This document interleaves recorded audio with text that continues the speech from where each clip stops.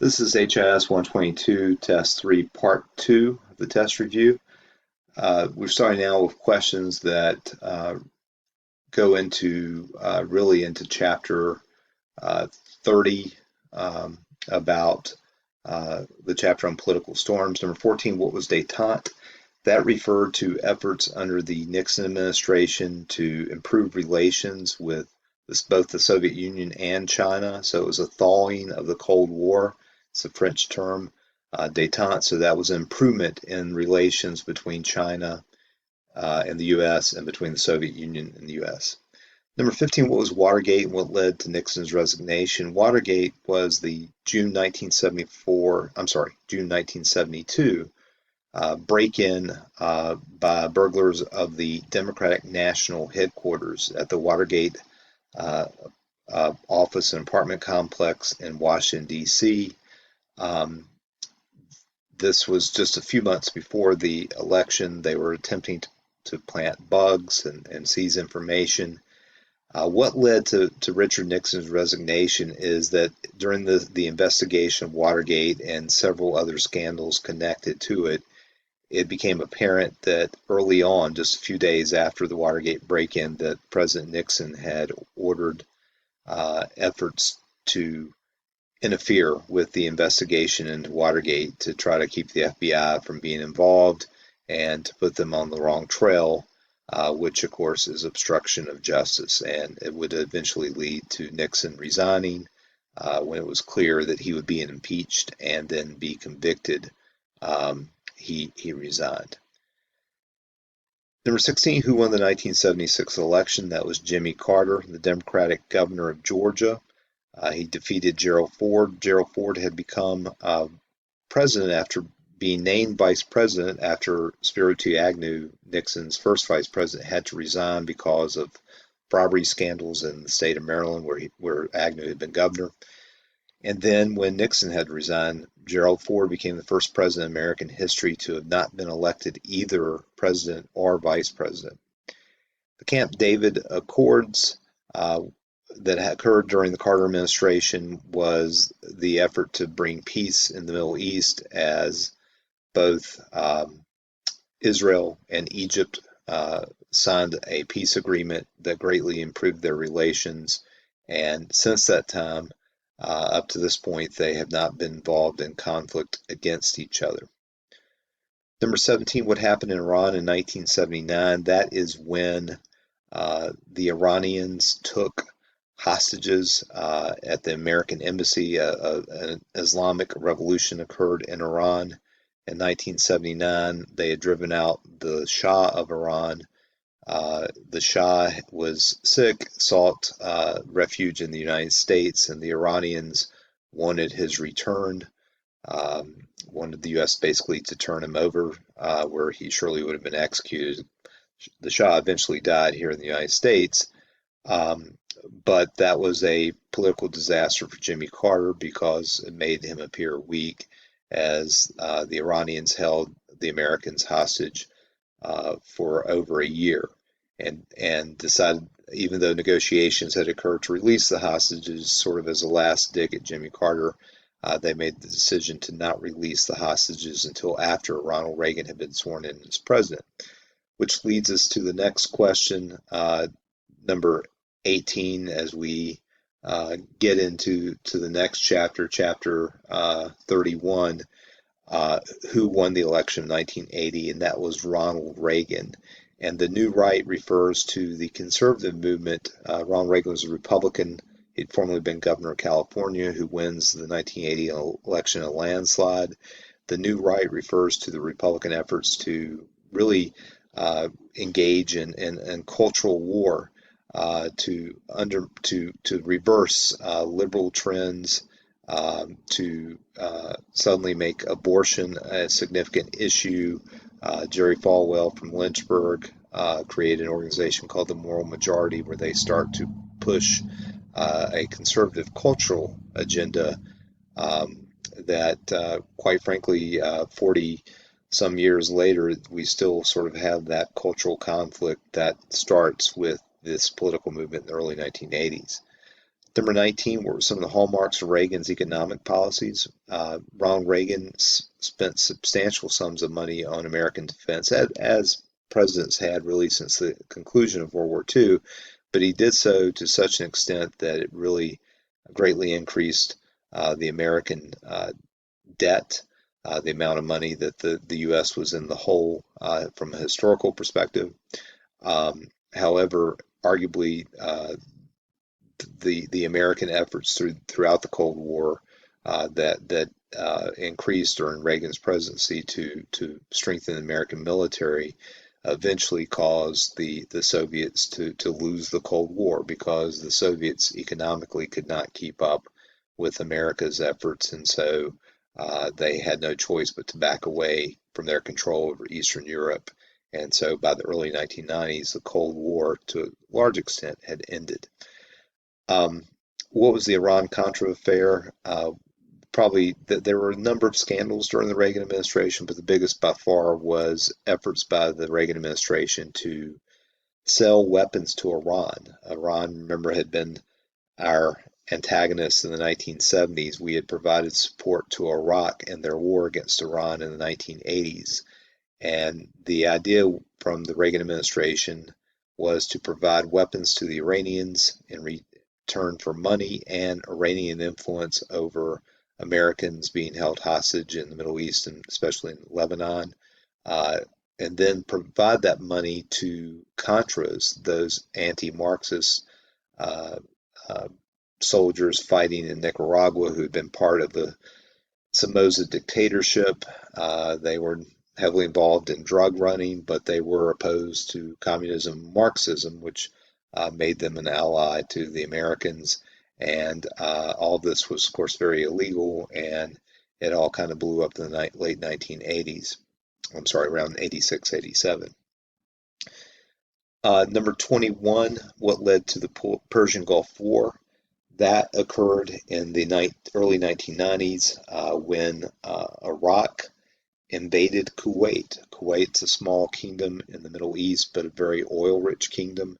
And Saddam Hussein, the leader of Iraq, uh, easily conquered Kuwait in an effort to access, control its oil to make a lot of money for Iraq. The United States and many of its allies in Western Europe and some of its Middle Eastern allies like Saudi Arabia um, gathered this very large coalition to take on the Iraqis, and they decimated the Iraqi military in a relatively short war in 1991. At the time, that led to massive popularity for George H.W. Bush, who had become president after being elected in 1988. He helped see out the Cold War. He had this military success for the U.S. in the Persian Gulf, but unfortunately for him, the U.S. economy hit a bad spell, and we had a significant recession in the early 1990s, and that led to the emergence of the Democratic candidate, another Southern governor like Jimmy Carter. This was Bill Clinton, a governor from Arkansas who looked like he didn't have much of a chance when he started to run for president, but as the economy got worse, his chances increased. In addition, there was a third party candidate named Ross Perot from Texas who had had run ins with the Bush family. He ran as an independent candidate, and in the end, Bill Clinton, though his percentage of vote was well below the halfway mark, he won a substantial victory in the Electoral College in 1992. However, some of the things that Clinton intended to do met with a lot of resistance, including his efforts led by his wife Hillary Clinton to pass universal health care failed, and Clinton and the Democrats lost badly in the congressional election in 1994. The Republicans developed something called the Contract with America, led by by the man who would become Speaker of the House, Newt Gingrich. The Republicans promised to pass a balanced budget amendment. They promised to give the president the authority to have a line item veto to improve budgets. They promised term limits in Congress, all sorts of things, and they won control of Congress for the first time since the 1940s.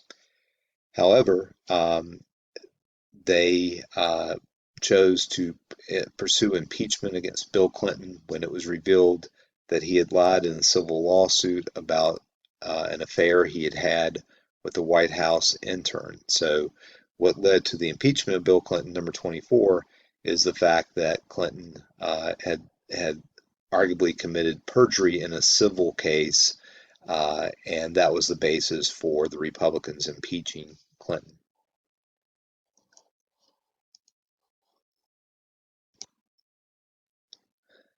That proved to be the impeachment of Clinton proved to be very unpopular from a political perspective because with the Republicans controlling Congress, Clinton had actually moderated many of his positions. He had worked with Republicans to pass welfare reform.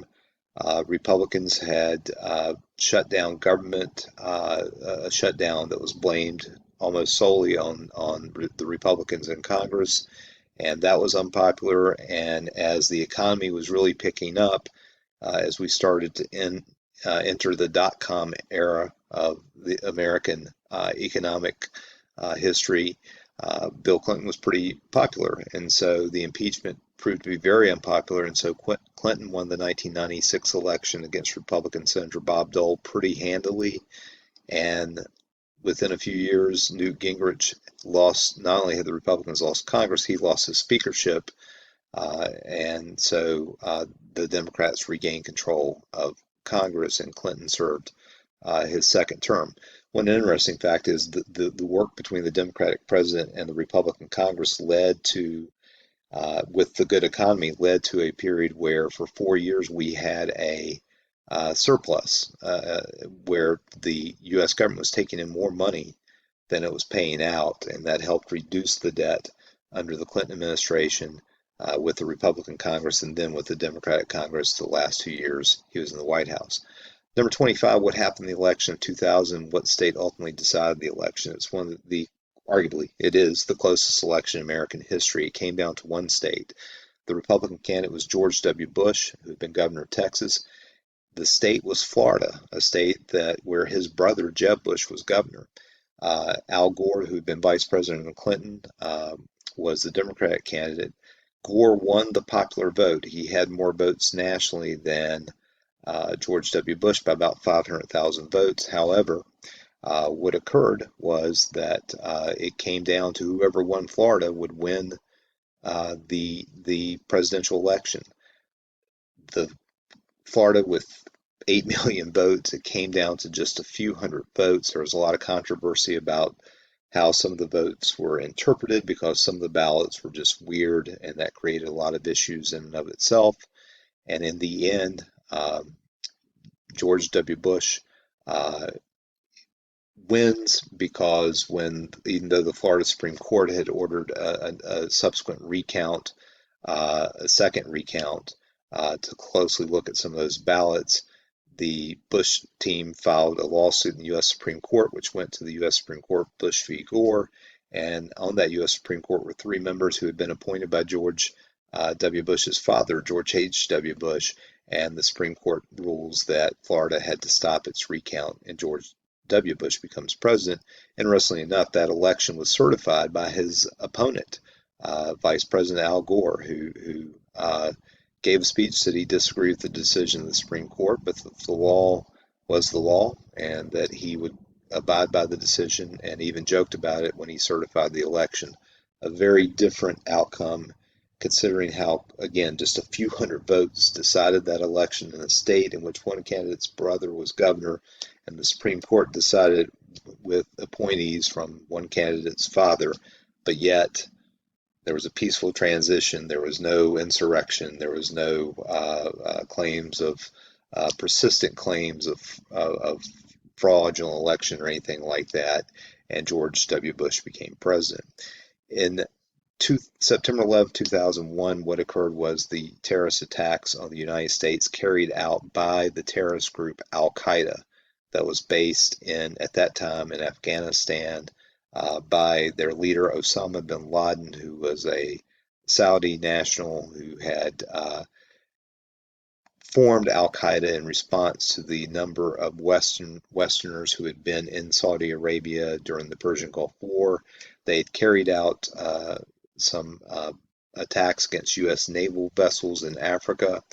But then this attack where jets were hijacked and flown into, two of them flown into the World Trade Center, one flown into the Pentagon and the World Trade Center in New York City, one flown into the Pentagon in Northern Virginia, and another apparently hijacked intended for the Capitol, but was crashed after the passengers were made aware of what was happening elsewhere and stormed the cockpit. What Asian nation did the U.S. invade in 2001 and stay for 20 years? That would be the nation of Afghanistan, because uh, the Taliban, who were in control of Afghanistan, had housed bin Laden and Al Qaeda. So the U.S. military went into Afghanistan, where they initially deposed the Taliban, but the government that the U.S. installed could never quite establish its um, legitimacy with the Afghan people, and there was a lot of government corruption, and a lot of Americans, several thousand Americans, died in Afghanistan during that period before the U.S. pulled out of Afghanistan in sort of a disastrous way, not in as organized way as it should have been, but it proved to be just 20 years of, in the end, a lot of frustration, and ultimately the Taliban regain control in Afghanistan. Number 27, what led to the invasion of Iraq in 2003? That was the mistaken belief that the Iraqis possessed weapons of mass destruction. The U.S. relied on intelligence, which turned out to be false. And once we invaded Iraq, we were not able to find those weapons, and so we still have troops in Iraq and have had some since 2003. It's worth noting that there were UN weapons inspectors, and they did not agree with the assessment that Iraq had weapons of mass destruction, and some of our allies did not support our invasion, including France and Germany. But the British and Canadians did, the Australians, some other countries, but it turned out that we had a lot of Americans in Iraq, and there were never weapons of mass destruction, even though, again, several thousand American military personnel died, and tens of thousands, probably hundreds of thousands of Iraqi civilians died during this long conflict. Number 28, who won the election in 2008? In what way was it historic? That was when Illinois Senator Barack Obama, a Democrat, won the election. The reason it was historic is Barack Obama became America's first black president. His father was Kenyan, and his mother white, though she did have some African ancestry. But so Barack Obama became the first black president in American history. The Affordable Care Act was one of the crowning achievements of the Obama administration. It provided for universal health care. It was very controversial at the time, but now the Affordable Care Act, all these years later, is much more popular and much more established nationally. Number 30, what is the Tea Party? And it could say what was. The Tea Party was a conservative political movement that was created to oppose a lot of the spending that occurred in the Obama administration. Um, but now we have seen massive spending in the Obama administration and the Trump administration and the Biden administration. It's the influence of the Tea Party has waned as once they had a Republican in office, they became less concerned about spending. So we've had all presidents of both parties spend a lot of money, and we have a huge debt as the result. Number 31, who won the presidential election of 2016? That's Donald Trump, the Republican candidate. He had been a host of a show on NBC. He was a New York City businessman. No one thought he had a chance to win the election when he ran as for the Republican nomination. He won that. And then in an election against Hillary Clinton, the Democrat who'd been senator from New York, had served as Secretary of State under Obama, had been First Lady, her husband had been president. She won the popular vote again by a couple of million votes, but it came down to 3 states that Donald Trump was able to switch to Republican states in the 2016 election. That was Michigan, Pennsylvania, and Wisconsin, and Trump won the presidential election. Number 32 won the presidential election of 2020. Well, Joe Biden, who had been vice president under Barack Obama, who was a Democrat from Delaware, wins the presidential election. More votes cast in that election than ever before. Historically, he won approximately 81 million votes to 74 million votes for Donald Trump. Also won a pretty a pretty significant electoral college victory, though some states were close, especially Georgia, where he won by about 10,000 votes. He won Arizona in a close election and Nevada as well, though the main states that he had to win, again, were Pennsylvania, Michigan, and Wisconsin. Of course, Donald Trump claimed without significant evidence that there had been this fraud carried out during the election, and there's still actually all these years later that there's still a significant percentage of the population who believes that the election was rigged or was fraudulent, though all these years later, every court case that has raised the issue has been decided that in a way that there was no fraud. That hasn't stopped this, what's been known as the big lie, from persisting. Number 33, where did wars affecting the U.S. occur in 2022 and 2023? Well, in 2022, in February 2022, Russia invaded Ukraine. And Russia, again, one of our primary antagonists, invaded the sovereign territory of Ukraine, received lots of assistance from the U.S., NATO, and European nations, and at this point is still fighting the Russians to a standstill, though they are threatened by the lack of U.S. action on weapons at this moment.